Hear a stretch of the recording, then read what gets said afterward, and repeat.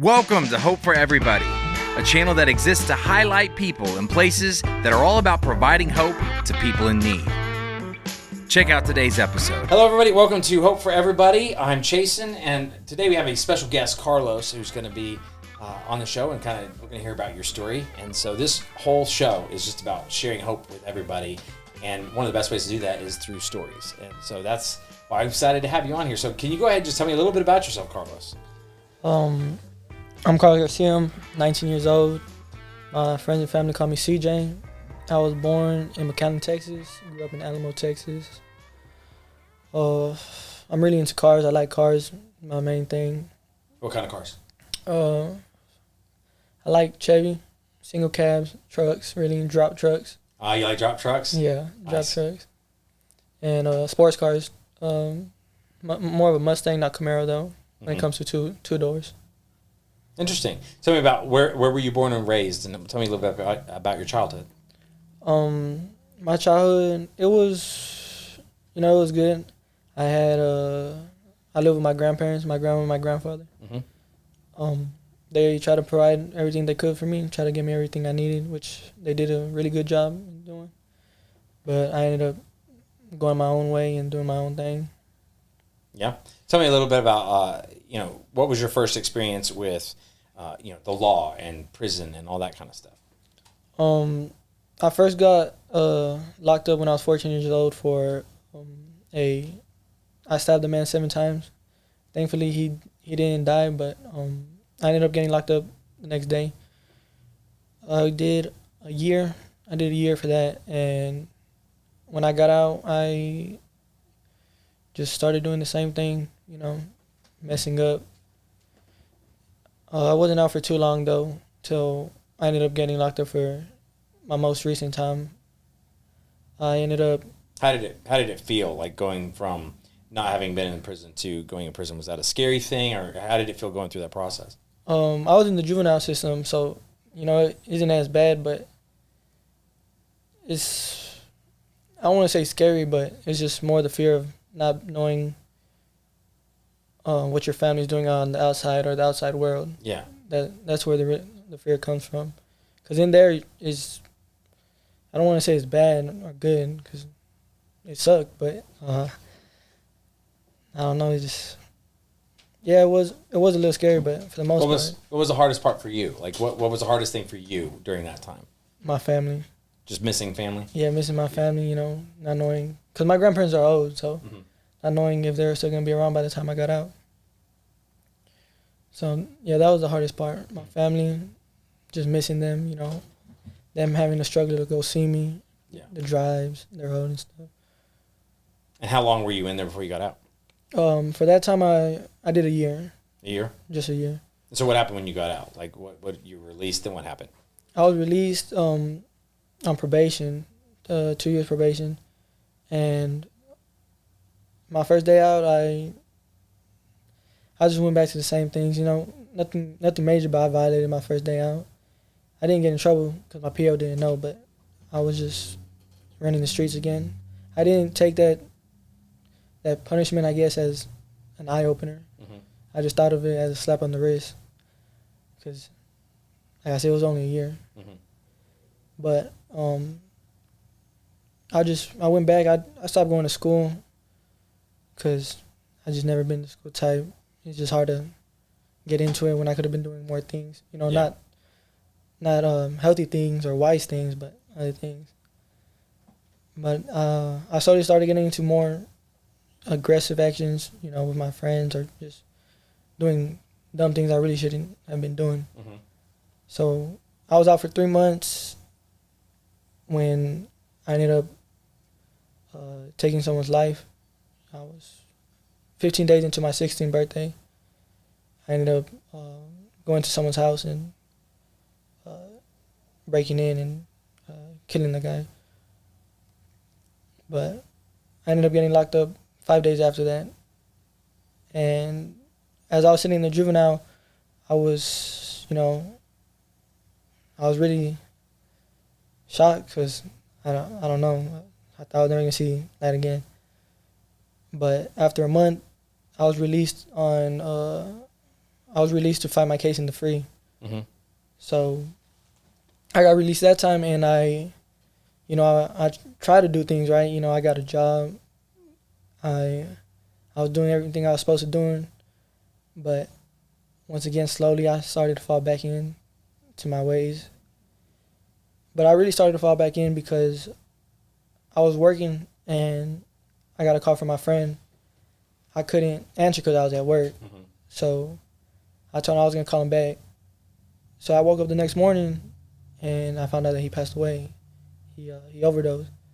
So at that time I was thinking, you know, I thought like, damn, maybe the night before he needed to talk to me about something. Maybe he was going through something and he just needed me to talk, and I felt like I could have stopped him. So that just weighed heavy on me. Yeah. So at that time I just, you know, I lost focus. You know, I started using drugs again, going out to the streets, taking out my anger, and I lost control. So I was out on court conditions so I could fight my case, and I ended up catching another aggravated assault. I was involved in another shooting, and I ended up getting locked up that day. So I was in a different county. So I was there for about 2 weeks, and they transferred me back to my original county, where I was just waiting for court for my murder charge. And I was in there for about 6 months till I signed. I signed a 40-year sentence. Mm-hmm. But thankfully, they have a juvenile system, so I didn't go to prison. I went to a Texas state facility for juveniles. Yeah. And they have requirements for like first degree, second degree, and third degree felonies. First degree, it's a minimum of 3 years. If you do a minimum of 3 years, then you get a chance to come out if you do everything right and you're supposed to. If not, they just transfer you to prison. But I didn't meet my minimum of 3 years. I did 2 years and 9 months, 2 years and 8 months or 9 months. Mm-hmm. So I had to go back to court. And when I went back to court to see my judge, everyone gives their recommendation. The DA, my lawyer, the state school. I only had my lawyer on my side. Everyone else was against me. So this. How did that feel, being in court where you have basically your lawyer is the only person on your side? I felt, man, I was scared. I thought, you know, because the lawyer's supposed to be on your side. Yeah. So it would have been good to have someone else. I didn't think I was coming home, but at this time, I already found out about Hope Prison Ministry through my case manager. Uh-huh. She told me, because I needed a place to go. I didn't have a place to go because they basically banned me in 4 different counties. My county, which is Hidalgo County, and the surrounding counties. I'm not able to go back down there. So I didn't know where else to go. You know, I didn't have family nowhere else besides there. So I thought I wasn't going to be able to go home. And then my case manager told me about this place. And I ended up speaking. I did an interview with Mr. Chandler. And I was speaking to him. I don't know, just the way he spoke. He touched me just the way he spoke. Like, I just felt something. I felt good. Like that day, I don't know, that day was a good day for me. You know, I got good news from my lawyer. I got good news from him. I don't know, I just felt good that day. So after I did my interview, I ended up going to court. And while I was in court, my judge said, if I do get released, where will I plan on going? I told her about this ministry, this program, and everything, and this was the only reason she let me come home, because it was just something different, something away. Basically, a fresh start. Yeah. That's what she said. If you're liking this content, don't miss out on future episodes. Like, subscribe, and hit the bell for notifications. Now back to the show. So tell me about, once you got plugged into this ministry, tell me about like your, you know, what's it like? What's your life like when you're going through this? Ever since I've got here, I've been shown nothing but love and support. My Mr. Chandler rented a room for my family so they could come see me. My second day out, they threw a Thanksgiving party in honor of me coming home. And it just felt good, you know. An everyday life is, I would wake up, I study the Bible, I study the Word, I do my lessons I need to do, just so I could gain more knowledge on everything I needed, just helping me grow wisdom. But yeah. Do you have, like, in your living places, do you have roommates? How's your day-to-day look? On my day-to-day, I live with 2 other people, but in my room it's just me and one other person. But a day-to-day, I'm on a ankle monitor, so I can't really go nowhere. So where I go is really just in the house. So I don't really be doing much. I just be trying to distract my mind, watching movies or working out with my roommates, housemates. Just trying to do something productive. So I do struggle, you know, just on my own thoughts. Sometimes I just be thinking like, this is too hard, but I'm just glad I have the support of the ministry and my roommates just to help me sometimes. Yeah. What do you think is the best part for you of this ministry? The ministry, that it's just a way for me to get closer to God, because I've always been a religious person. I've just never followed, you know. I don't know why. Like, before I never followed, but it's just, I think that's the best part for me, you know, because just surrounding yourself with more people that know, they could help me understand more. Yeah. Which, you know, I like, which I think is, you know, the best thing for me. Because anywhere else, I probably would have already fallen. Imagine you have somebody that's kind of like you a few years back, right? And they're kind of messing around, getting into all kinds of trouble. What would you tell them from your experience now? What would you say? I'll ask them, what are they in it for?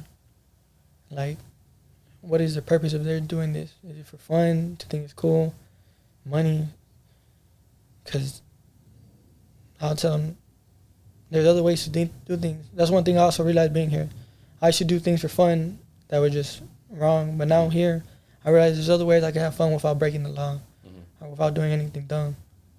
So that's what I'll tell them. I'll just tell them, look at where you're going and just see where you're going to end up. Yeah. Because that's what my grandma always told me. I'm either going to be dead or in jail. And, well, thankfully, I ended up going to jail. Do you have plans as you're going through the ministry now and you have your day-to-day activities? Do you ever think about your future and things that you might like to do in the future, or anything like that? I do. I haven't really decided on anything yet. I kind of want to go to school. I'm not sure for what, though. I don't know. I was thinking something with mechanics. Like I said, I love cars, so I was thinking something with mechanics. And then my brother as well told me that he would want to open up like a shop. But those are my long-term goals. Yeah. But short-term, right now, I'm just working on trying to go day by day. Yeah. Trying to get to the next day without messing up. Yeah. Well, that's great. I really appreciate hearing your story. And I think if you ever do start a shop, DFW's got millions of cars, so you would be very much in business, man. Yes, so that would be great. But yeah, I really appreciate your time and just, you know, hearing your story, hearing what's going on. I hope that it would be encouraging to people watching. You know, that either it can help, they can, you know, kind of see the future and be like, yeah, maybe I should learn from his mistakes and change my life, or that if they're in a hard place, as many people end up, that they can hear you and think, okay, well, I can have hope too, because, you know, you found something when it all looked lost and it looked really the end of the rope. You know, you met Chandler and this thing opened up, and so you were able to kind of find hope and kind of rebuild your life. And I think that is a great message for anybody here. So all I have to say, thank you very much, Carlos, for coming. It's great to meet you. Thank you. And yeah, that's the end of today's episode. If you'd like to be a part of the show and tell us your story, please visit us online at hopeforeverybody.org.